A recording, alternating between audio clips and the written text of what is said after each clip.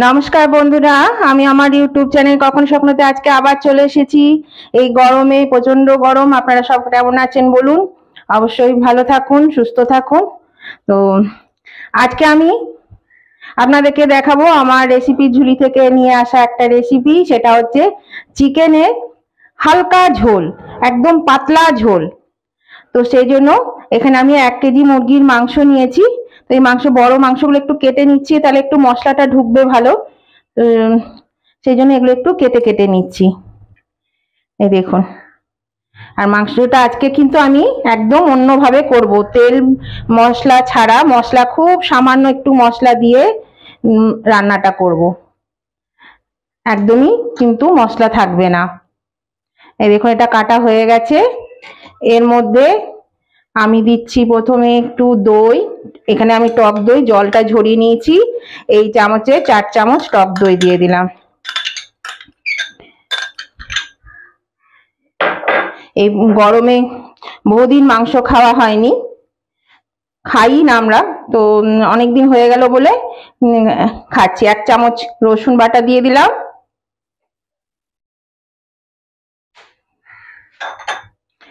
আচ্ছা, এখানে দিয়েছি হাফ টিস্পুন গোলমরিচের গুঁড়ো। এখানে আছে কাশ্মীরি লঙ্কা গুঁড়ো 1 টিস্পুন। আর এখানে আছে চিকেন মশলা 1 টেবিল স্পুন।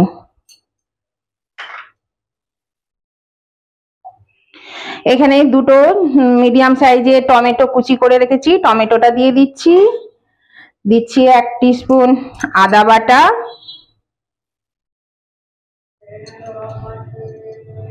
1 টিস্পুন আদা বাটা।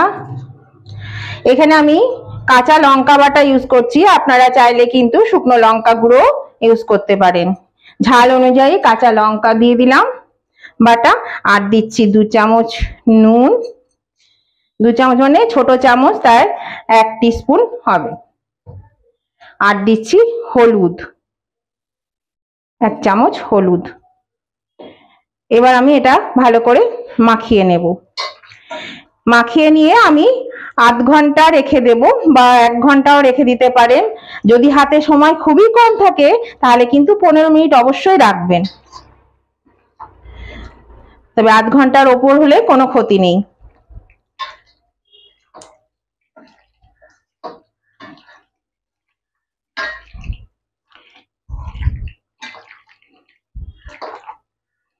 ভালো করে কিন্তু এটাকে মাখিয়ে নিতে হবে। আর যে যেমন ঝাল খাবেন সেরকম ঝাল অনুযায়ী লঙ্কা বাটা বা লঙ্কা গুঁড়ো দিতে পারেন। কাশ্মীরি লঙ্কাটা কালারের জন্য দিলাম। আর আমি কাঁচা লঙ্কা দিই, আমি কাঁচা লঙ্কা ছাড়া, আমরা শুকনো লঙ্কাটা খাই না ফোড়ন ছাড়া সাধারণত, তো সেই জন্যে কাঁচা লঙ্কা বাটা দিলাম।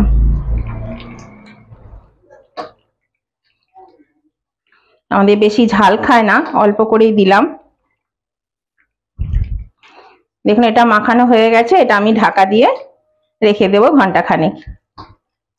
আর বন্ধুরা, এর মধ্যে আমি দেব আলু, সেই জন্য আলুটাকেও আমি এর সঙ্গে মানে ম্যারিনেট করে রেখে দিচ্ছি, কারণ আলুটাও আমি কিন্তু আজকে ভাজবো না।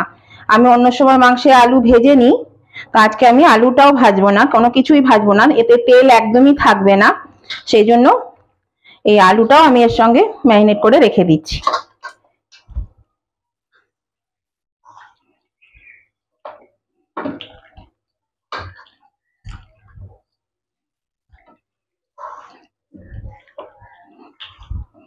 এবার আমি এটা ঢাকা দিয়ে রেখে দেব।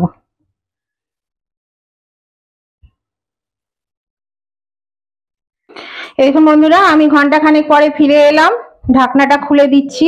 এই ম্যারিনেট করা মাংসটা রয়েছে, এবার আমি এটা রান্না করব। বন্ধুরা, আমি কড়া বসিয়ে দিয়েছি। কড়াতে কিন্তু কোনো তেল, বাটার, ঘি কিচ্ছু দিইনি। তো এখানে আমি একটু ফোড়ন দেব। এখানে নিয়েছি 3 টুকরো তেজপাতা, একটু কারি পাতা, হাফ চামচ সাদা জিরে, আর 4 টুকরো শুকনো লঙ্কা। এটা আমি আগে একটু ভেজে নেব, শুকনো খোলা একটু ভেজে নেব। এই তেল ছাড়া রান্না করবেন, দেখবেন খেতে কিন্তু খুবই ভালো লাগে।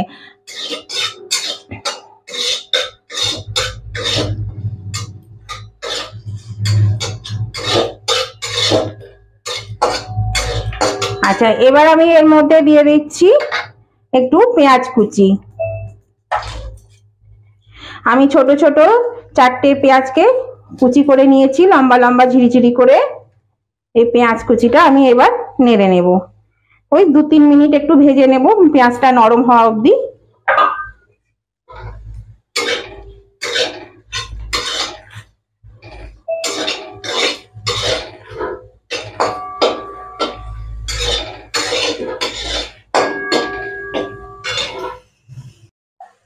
দেখুন পেঁয়াজটা বেশ একটু নরম হয়ে গেছে, আর এই যে শুকনো মশলাটা ভাজা, কারি পাতার একটা সুন্দর গন্ধ ছাড়ছে, দারুণ গন্ধ ছাড়ছে। এবার আমি এর মধ্যে ম্যারিনেট করা মাংসটা দিয়ে দেবো।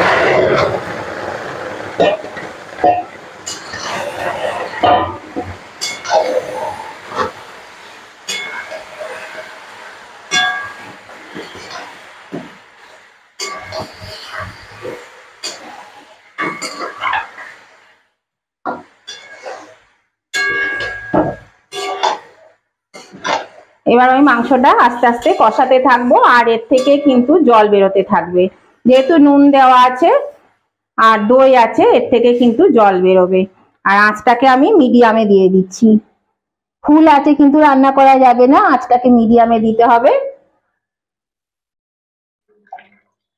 এই দেখুন বন্ধুরা, মাংসটা ফুটতে শুরু করেছে। এর মধ্যে আমি একটু চিনি দিয়ে দেবো, 1 চামচ চিনি দিয়ে দিলাম।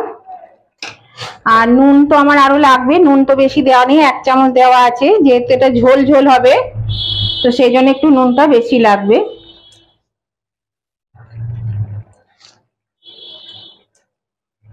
আমি 2.5 চামচ মতো, 2.5 টিস্পুন নুন দিয়ে দিলাম। আর একটু হলুদ দিয়ে দিচ্ছি, হলুদ লাগবে, একটু হলুদ দিয়ে দিলাম। আর ওই যে মশলা ম্যারিনেট করার যে গামলাটা ছিল তাটা, সেটা ধুয়ে একটু এই জলটুকু দিয়ে দিলাম এর মধ্যে।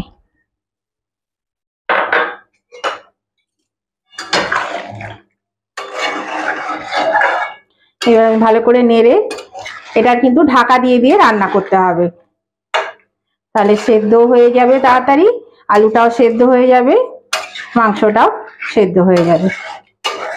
এখন আমি পুরো জল দেব না, এর থেকে অনেক জল বেরোবে, মাংসে প্রচুর চর্বি আছে, মাংসের তো একটা ফ্যাট থাকেই, সেই ফ্যাটটা থেকে বেরোবে। আর যে দই দিয়েছি, দইটাতেও ফ্যাট থাকে দইয়ের মধ্যে, সেই দই থেকেও দেখবেন তেল বেরোবে। এটা আমি নেড়ে এবার আমি ঢাকা দিয়ে দিচ্ছি, আর আঁচটা কিন্তু মিডিয়ামেই থাকবে।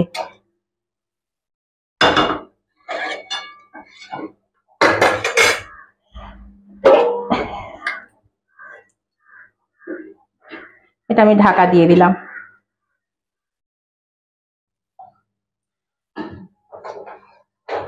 এই দেখুন বন্ধুরা, ঢাকাটা খুলে দিলাম, দেখুন ফুটছে আর কত জল বেরিয়েছে দেখুন। আর এই দেখুন তেল ঘি সব ভাসছে, চর্বি থেকে তেলটা বেরিয়ে গেছে, দইয়ের যে একটা তেল থাকে সেটা বেরিয়েছে। দেখুন মনে হচ্ছে কত তেল দিয়েছি, কত রান্না করেছি। এই যে তেল দেখেই বুঝতে পারছেন, এই দেখুন তেল একদম ওপরে ভাসছে, এই যে। তাহলে তেল দিয়ে কি লাভ, এতেই তো কত তেল বেরিয়ে গেল। আর আলুগুলো হ্যাঁ সেদ্ধ হয়ে এসছে, মাংসটাও একটু সেদ্ধ হয়েছে, আরো সেদ্ধ হবে।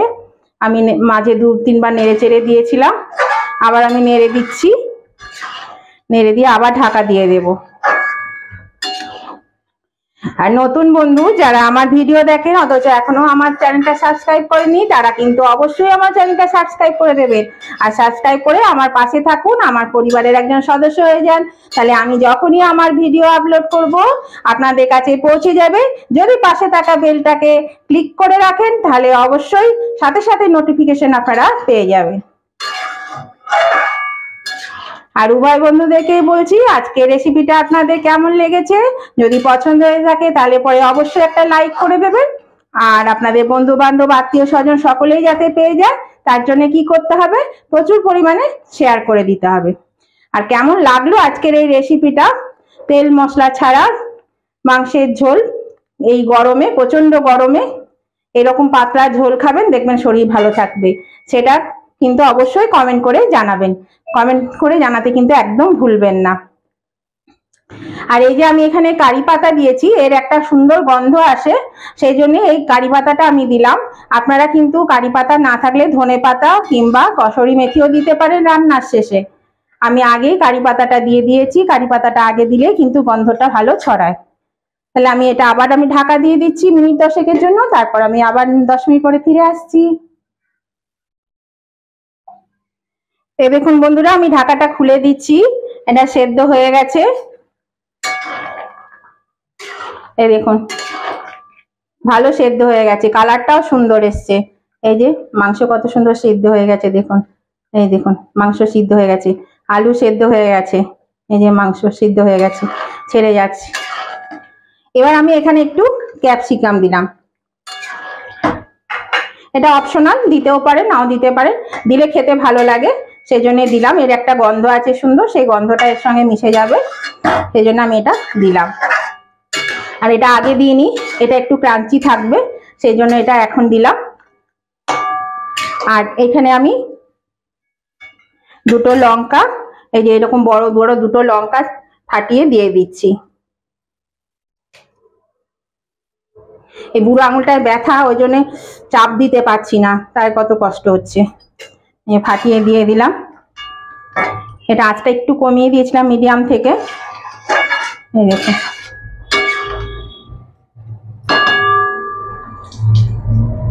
এবার আমি এর মধ্যে গরম জল দিয়ে দিচ্ছি, যেহেতু এটা আমি ঝোল ঝোল করব সেই জন্য পরিমাণ মতন জল দিয়ে দিচ্ছি। আর গ্যাসটাও এবার আমি কিন্তু বাড়িয়ে দিচ্ছি। আপনারা যে যেরকম ঝোল খাবেন সেরকম জল দেবেন, জলটা গরম করে দিয়ে দেবেন।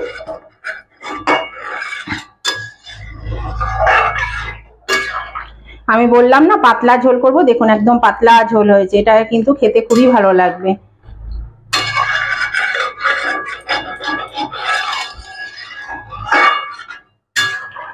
আমার ঝোল বেশি লাগে সেই জন্য একটু জলটা বেশি দিলাম, অনেকটাই ঝোল লাগবে।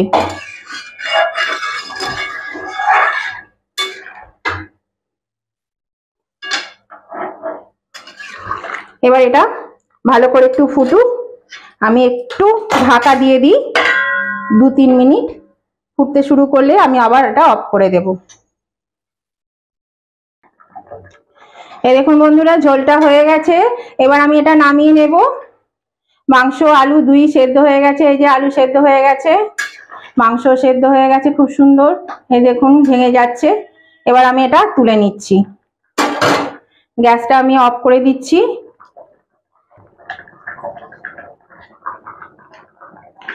নামানোর আগে আমি 1/2 চামচ গরম মশলা দিয়ে দিলাম।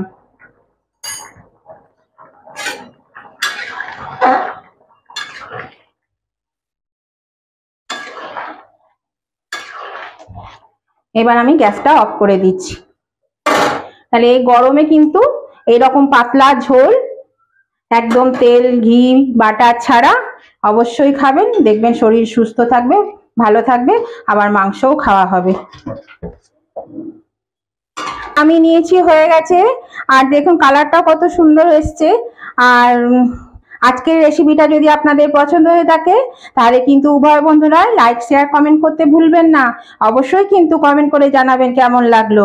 আর নতুন বন্ধু যারা এখনো আমার চ্যানেলটা সাবস্ক্রাইব করেননি তারা কিন্তু অবশ্যই সাবস্ক্রাইব করে আমার পাশে থাকুন, আর আমার নতুন ধরনের ভিডিও আপনারা দেখতে থাকুন। তাহলে আজকের মতো আমি রেসিপিটা এখানেই শেষ করলাম, আবার আমি নতুন ধরনের রেসিপি নিয়ে চলে আসবো। Tata, bye bye.